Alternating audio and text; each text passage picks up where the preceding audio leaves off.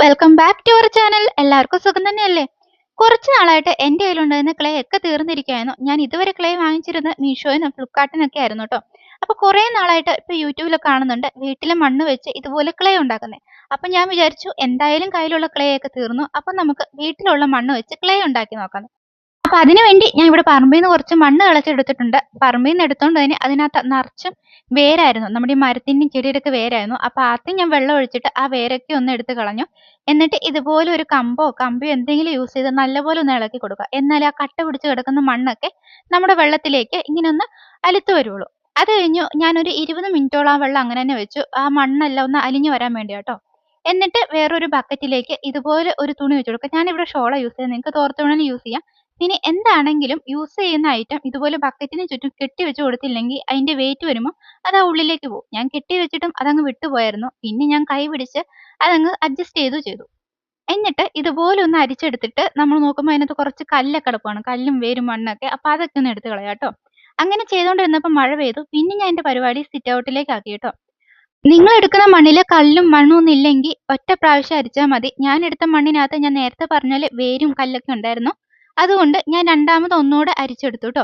അങ്ങനെ രണ്ടാമത് അരിച്ചെടുത്ത ആ മണ്ണ് ഞാൻ ഇതുപോലെ ഒരു ബക്കറ്റിലേക്ക് ആക്കി ഒരു 2 അല്ലെങ്കിൽ 3 മണിക്കൂറോളം വെച്ചു ട്ടോ. ഏറ്റവും കൂടുതൽ സമയം വെക്കുവാണെങ്കിൽ അത്രയും നല്ലത് ട്ടോ. അങ്ങനെ 3 മണിക്കൂർ കഴിഞ്ഞപ്പോൾ ദാ ഇതുപോലെ കിട്ടിയിട്ടുണ്ട്. എൻ്റെ വെള്ളം അത്ര തെളിഞ്ഞൊന്നുമില്ല. പക്ഷെ നമുക്ക് തൊട്ട് നോക്കുമ്പോൾ ആ ബക്കറ്റിന്റെ അടിയിൽ മണ്ണ് അലിഞ്ഞു കൂടിയതായിട്ട് കാണാം ട്ടോ.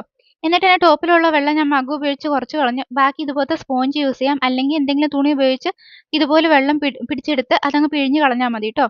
എന്നിട്ട് നമ്മുടെ ആ താഴെ കിടന്ന മണ്ണെല്ലാം ഞാൻ ഇതുപോലെ നേരത്തെ എടുത്ത ഷോളിലേക്ക് തന്നെ ഒഴിച്ചു കൊടുത്തു. എന്നിട്ട് അത് കിഴി പോലെ കെട്ടിയെടുക്കുന്നുണ്ട് ട്ടോ. എന്നിട്ട് എക്സ്ട്രാ വന്ന വെള്ളം ഞാൻ ഇതുപോലെ കൈകൊണ്ട് പിഴിഞ്ഞ് കളയുന്നുണ്ട്. ബാക്കി നമുക്ക് വല്ല മരത്തേലൊക്കെ ഒന്ന് കെട്ടി തൂക്കിയിടണം. ഒരു മിനിമം 2 മണിക്കൂറെങ്കിലും ഇടുവാണെങ്കിൽ അതിനകത്തുള്ള വെള്ളമൊക്കെ ഇറ്റിറ്റായിട്ട് പൊക്കോളൂ ട്ടോ. അത് കഴിഞ്ഞ് ഇനി നമുക്ക് ഉണക്കാൻ വെക്കുന്ന പരിപാടിയാണ്. ഉണക്കാൻ വെക്കുന്ന ഇവിടെ മഴ ആയതുകൊണ്ട് തന്നെ പുറത്ത് വെക്കാൻ പറ്റുന്നില്ല. പിന്നെ ഡയറക്റ്റ് സൺലൈറ്റ് വെക്കുന്നേക്കാളും നല്ലത് ചെറുതായിട്ട് സൺലൈറ്റിന്റെ സൈഡിൽ നിന്ന് മാറ്റി വെക്കുന്നതായിരിക്കും ട്ടോ നല്ലത്. അല്ലെങ്കിൽ ചിലപ്പോൾ പെട്ടെന്ന് ക്രാക്ക് വീഴാൻ ചാൻസ് ഉണ്ട്. അങ്ങനെ മണ്ണ് നമ്മൾ നല്ലപോലെ ഒന്ന് പരത്തി വെച്ചിട്ടുണ്ട്. എന്നിട്ട് ഞാനൊരു 3 മണിക്കൂർ കഴിഞ്ഞ് നോക്കുമ്പോൾ ഏകദേശം ഈ ഒരു പരുവത്തിലേക്ക് ആയിട്ടുണ്ട്. ചെറുതായിട്ട് നമ്മുടെ കയ്യിലേക്ക് വിട്ട് വരുന്ന പോലെ. കുറച്ചുകൂടെ ടൈം വെയിറ്റ് ചെയ്യണം. നല്ലപോലെ നമ്മുടെ കയ്യിലേക്ക് വിട്ട് വരുന്ന രീതിയിലായി കഴിയുമ്പോൾ നമുക്ക് ഫുള്ളായിട്ട് അതൊന്ന് പരത്തി എടുക്കാം ട്ടോ.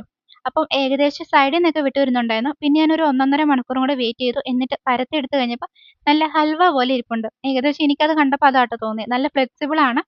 ഇനി ഇത് സ്റ്റോർ ചെയ്യാൻ വേണ്ടി നല്ലൊരു പ്ലാസ്റ്റിക് കവറിനകത്ത് ഇട്ടിട്ട് എയർ ടൈറ്റ് ആയിട്ടുള്ള കണ്ടെയ്നറോ അല്ലെങ്കിൽ 2 3 പ്ലാസ്റ്റിക് കവറിലിട്ട് സൂക്ഷിച്ച് വെച്ചാൽ മതി ട്ടോ. എന്നിട്ട് നമുക്ക് ആവശ്യം പോലെ യൂസ് ചെയ്യാം. അപ്പോൾ എന്തായാലും വീഡിയോ ഇഷ്ടമായാൽ ലൈക്കും സബ്സ്ക്രൈബും മറക്കരുത്.